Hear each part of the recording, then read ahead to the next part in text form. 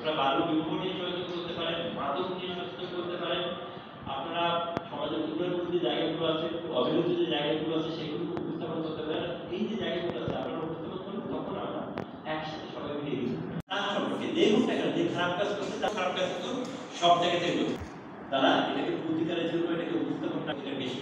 এবং আমি আবার প্রথমে বলছি যে ষড়যন্ত্রের জায়গা আছে, তো সেই জায়গা থেকে কিন্তু আমরা মিডিয়ার মাধ্যমে তাদের পৌঁছে দিতে পারি।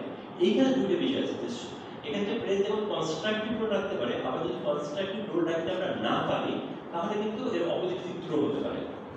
একটা সময় যেটা দেখা গেল যে মায়ানমারে আপনারা জানেন যে রোহিঙ্গা নিধনের যে এটা হয়েছিল, এরপরে কিন্তু সারা পৃথিবীতে গবেষণা করে দেখেছে রোহিঙ্গা নিধনের জন্য দায়ী করছে বেশি ফেসবুককে। তার মধ্যে এটার 56% দায়ী হচ্ছে ফেসবুক। প্রশ্ন করতে পারে যে ফেসবুক কিভাবে 56% রোহিঙ্গা নিধনের জন্য দায়ী। ব্যাপারটা হচ্ছে যে ফেসবুকের ওই সময় ওদের তো কিছু প্রোগ্রাম সেট করা থাকে, তো ওদের অ্যালগরিদম যেটাকে বলে অ্যালগরিদমটা সেট করা ছিল যে তারা হচ্ছে যে সংখ্যক মানুষ বেশি থাকে সেই সংখ্যাগুলো প্রচার করবে।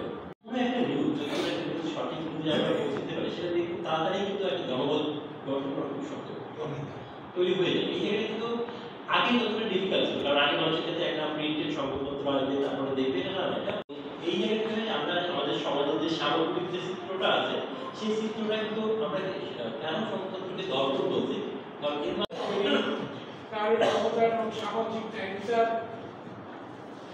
রাজনৈতিক অংশগ্রহণ মানে গণতান্ত্রিক প্রক্রিয়ার মধ্যে মানুষকে উৎসাহিত করা, অর্থনৈতিক স্বাধীনতা, 5 নম্বরে কথাটাকে আমরা বলেছি যে পরিবেশ উন্নয়ন এবং জলবায়ু পরিবর্তন মোকাবেলা করা, প্রাকৃতিক দুর্যোগ ব্যবস্থাপনা, টেকসই উন্নয়ন, জলবায়ু পরিবর্তন, সামাজিক সংস্কার, সুশাসন প্রচারণা, সংখ্যালঘু ও আদিবাসী অধিকার সুনিশ্চিত করা, গণমাধ্যমের ভূমিকা। এখানে গণমাধ্যমের সঙ্গে এই বিষয়টি নিয়ে আমরা কথা